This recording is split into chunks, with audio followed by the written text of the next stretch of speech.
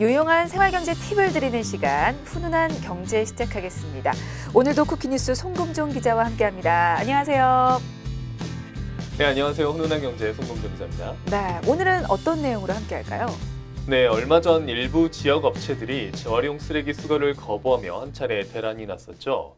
아파트 단지별로 다른 내용의 공고가 붙고 환경부 대책 마련이 늦어지면서 아파트 단지에 재활용 쓰레기 무덤이 생기기도 했는데요.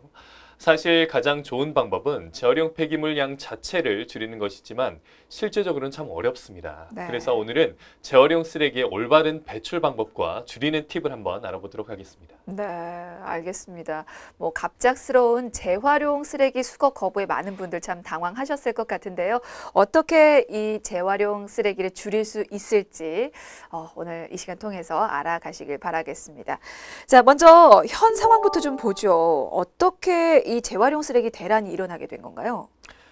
네, 지난해 여름 중국이 올해부터 재활용 폐기물 24종에 대한 수입을 금지한다고 발표했습니다. 전 세계 폐기물의 50%를 수입하던 중국이 더 이상 쓰레기 처리 국가가 되지 않겠다고 선언하면서 우리나라뿐만 아니라 여러 나라의 쓰레기 수출이 현재 막혀버린 상황입니다. 그렇군요. 근데 이제 아마 이 재활용 폐기물 자체를 중국에 수출하고 있다는 사실도 모르시는 분들이 참 많으실 것 같은데 저도 사실 우리나라에서 가공하는 줄 알았거든요.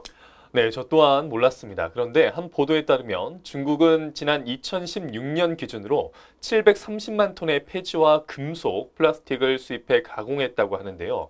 이 정도 물량이면 전 세계 재활용 쓰레기의 50%에 육박하는 양이니 정말 엄청난 양입니다. 와, 근데 이제 중국의 이런 선언으로 폐기물 수출길이 막힌 게 비단 우리나라뿐만은 아닐 것 같은데 다른 나라에서도 재활용 쓰레기 대란이 있었습니까? 네, 선진국들도 현재 겪고 있는 일인데요. 미국과 유럽연합, 영국, 일본의 주택가에는 쓰레기가 쌓이는 등 부작용이 현재 본격화되고 있다고 합니다. 우리나라도 중국이 떠맡지 않은 폐기물이 국내로 들어오면서 재활용 폐기물 단가가 현재 폭락했고요. 이 때문에 재활용 업체들은 수거 비용만 들고 돈이 되지 않는 품목은 현재 치우지 않겠다면서 플라스틱이나 비닐 등을 수거하지 않겠다고 현재 나섰습니다. 네, 갑작스러운 업체들 선언에 이렇게 전국적인 재활용 쓰레기 대란이 발생하게 됐는데요. 실제로 수거를 거부한 곳들도 있는 거죠? 네, 맞습니다. 지난달 1일부터 서울을 포함한 수도권 재활용 업체는 아파트 단지 내 비닐과 스티로폼 수거를 중지하기 시작했고요. 일부 업체는 대표적인 재활용품으로 꼽히는 페트병까지 수거하지 않겠다는 입장을 밝히기도 했습니다.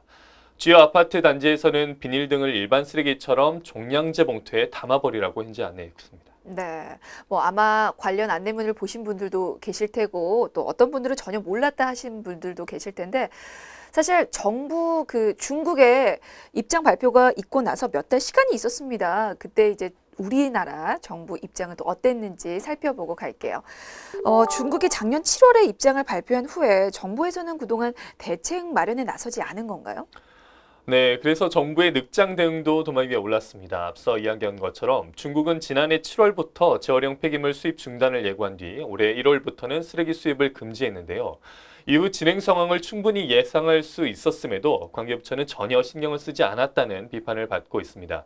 실제로 상황이 닥친 후에야 환경부는 아파트 단지들이 수거업체에 돈을 받고 팔던 재활용 쓰레기의 처리를 지방자치단체가 책임진다는 내용을 골자로 한 대책을 내놨습니다. 그 내용도 좀 보도록 하겠습니다.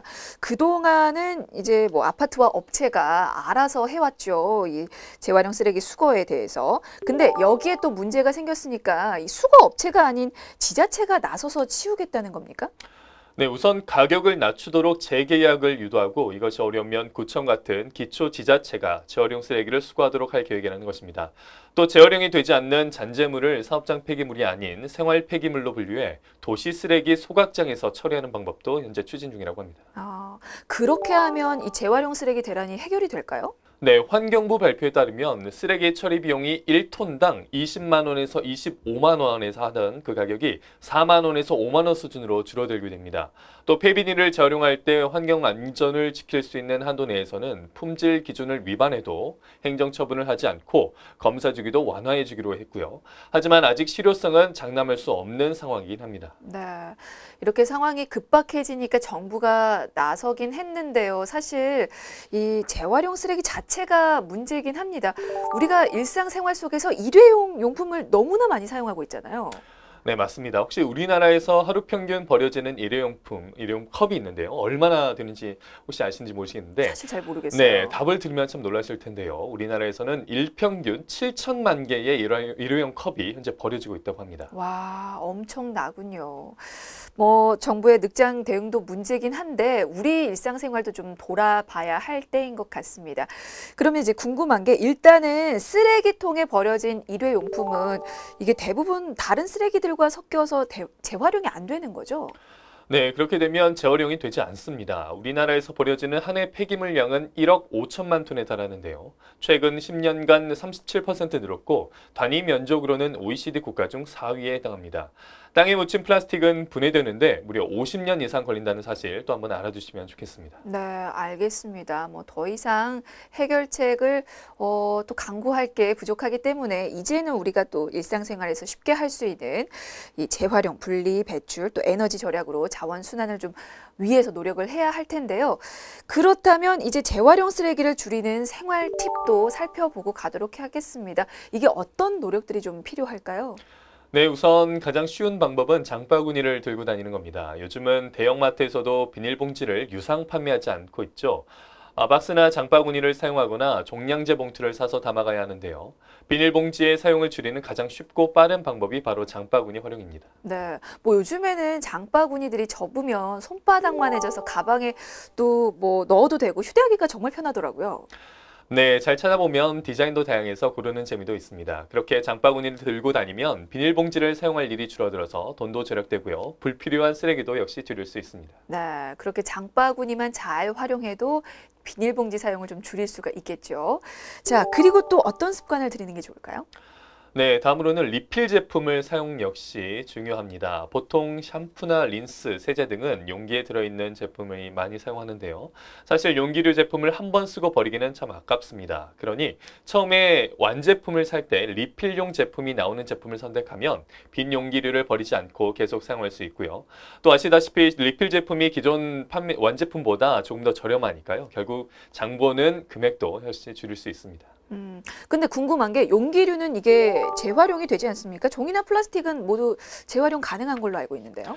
네, 아닙니다. 모든 플라스틱이 재활용이 되는 건 아니고요. 크기가 너무 작거나 오염이 심하게 된 종이와 플라스틱은 재활용할 수가 없습니다.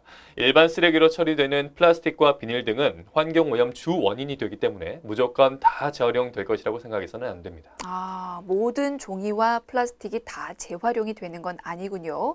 플라스틱 사용할 때 좀 더 주의를 기울여야겠습니다. 자, 그리고 재활용 쓰레기를 줄이는 생활 팁도 어떤 내용이 있을까요? 이 내용이 가장 중요한 건데요. 일회용품은 꼭 필요할 때만 사용하는 것입니다. 우리는 종이컵, 나무젓가락, 종이 쟁반 등 일회용품을 참 많이 사용하죠. 편리한 것이 사실인데요. 하지만 이러한 일회용품이 환경오염의 가장 큰 원인이 됩니다. 최대한 일회용품을 사용하지 않도록 노력하는 것이 중요하겠습니다. 네, 알겠습니다. 사실 뭐 한번 쓰고 바로 버리면 돼서 편하긴 하죠. 그래서 많이들 사용을 하시는데 이 일회용품 사용 문제 인식을 하고 점점 줄여 나가시는 노력을 기울이시는 게 좋을 것 같습니다. 자, 앞서서 알아본 것처럼 이 재활용 쓰레기 대란으로 많은 분들이 참 쓰레기 어떻게 배출해야 하는지 혼란을 겪으셨을 것 같은데요. 이번에는 제대로 된 재활용 쓰레기 분리 배출 방법에 대해서 또 살펴보고 가도록 하겠습니다. 요즘 헷갈리는 부분인데요. 재활용품을 종량제 봉투에 버려도 되는 겁니까? 네, 그렇지 않습니다. 폐지나 폐비닐 등 재활용 가능 자원은 관련 법령 및 환경부 지침에 따라 지자체장이 분리수거 품목으로 지정해 수거하는 품목이고요. 종량제 봉투가 아니라 깨끗하게 세척해 분리 배출을 하셔야 됩니다. 무조건 다 분리해서 배출을 해야 하는 거군요. 그건 아닙니다. 음식물 등 이물질 오염 제거가 힘든 폐비닐 등은 제외입니다. 앞서 이야기한 것처럼 너무 더러운 경우 재활용을 할 수 없으니까요. 오염이 심한 경우는 종량제 봉투에 넣어서 버려야 합니다. 참고로 폐기물관리법 제15조 및 제68조 제3항에 의하면 생활 폐기물 배출자가 그 관할 조례로 정하는 바에 따라서 배출하지 아니하는 경우 100만 원 이하의 과태료 부과 대상이 된다는 점 기억하시면 되겠습니다. 네, 알겠습니다. 이게 재활용품이라고 하더라도 오염이 심한 경우에는 분리배출이 아닌 종량제 봉투에 버려야 한다는 점 기억을 해두시고요. 이게 올바르게 또 배출하지 않으면 과태료 부과 대상이 되니까 참고 꼭 하시기 바라겠습니다. 자, 그리고 분리배출이 생각보다 어렵다는 분들 많은데 올바른 분리배출 방법 좀 알아볼까요? 네, 일단 기본적으로 내용물을 비우고요. 깨끗이 씻어 배출하셔야 합니다. 그렇게 하지 않으면 활용이 어렵고 오히려 환경오염이 될 수 있으니까요. 먼저 플라스틱류 같은 경우 페트병과 플라스틱 용기에 든 내용물은 깨끗이 비우고 부착 상표와 뚜껑 등 다른 재질로 된 부분은 제거를 하셔야 합니다. 단 알약 포장재와 카세트 테이프 등 여러 재질이 섞이고 분리가 어려운 제품은 종량제 봉투에 담아버리는 게 맞습니다. 비닐도 그럼 세척해서 분류를 해야 합니까?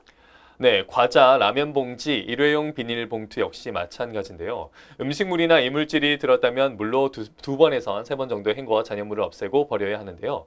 만약 이물질 제거가 어려운 경우에는 종량제 봉투에 배출하시면 되겠습니다. 네. 그리고 은근히 또 많이 배출되는 그 재활용품 중에 하나가 스티로폼이 있습니다. 마찬가지 방법으로 내어놓으면 됩니까? 네, 라면 국물이 밴 컵라면 용기는 남아있는 음식물 찌꺼기를 물에 한번 헹군 후에 버리면 재활용이 쉬워지고요. 또 고기나 생선 등 또 축산물의 포장에 사용된 스티로폼은 내용물을 완전히 비운 후에 테이프나 운송장, 상표 등을 완전히 제거한 후에 버리셔야 합니다. 특히 택배 운송장은 개인정보가 들어있는 경우가 많으니 반드시 제거해 두시는 게 좋겠습니다. 근데 오염이 심하면 이것도 그러면 종량제 봉투에 버려야 하는 건데 사실 스티로폼은 부피가 너무 커서 종량제 봉투에 버리기가 힘들거든요. 오염이 심할 때는 어떻게 하면 되겠습니까? 네, 번거롭더라도 이물질이 많이 묻었다면 스티로폼을 쪼개서 쓰레기 종량제 봉투에 담아 버리셔야 하겠습니다. 알겠습니다. 꼼꼼한 분리배출은 사회적인 비용도 절감할 뿐만 아니라 우리 환경을 깨끗하게 하니까요. 적극적으로 동참해 주시길 부탁드리겠습니다. 자, 먼저 플라스틱, 비닐, 스티로폼 분리배출 방법 이렇게 살펴봤는데요. 유리병 같은 경우는 공병을 이게 슈퍼에 가서 팔기도 하는데 이게 그냥 내어놔도 되는 거죠? 네, 맥주병이나 소주병은 공병 보증금이 포함돼 판매되고 있기 때문에 지정된 판매처에 가져갈 수도 있고요. 그냥 재활용으로 내어놓아도 좋습니다. 하지만 담배꽁초 같은 이물질은 넣지 말고 버려야 하고요.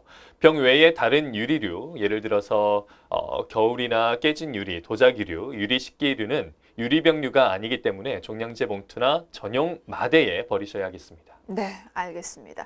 자, 이번에는 재활용 쓰레기 대란으로 환경부가 공고한 내용 또 살펴보고 가도록 하겠습니다.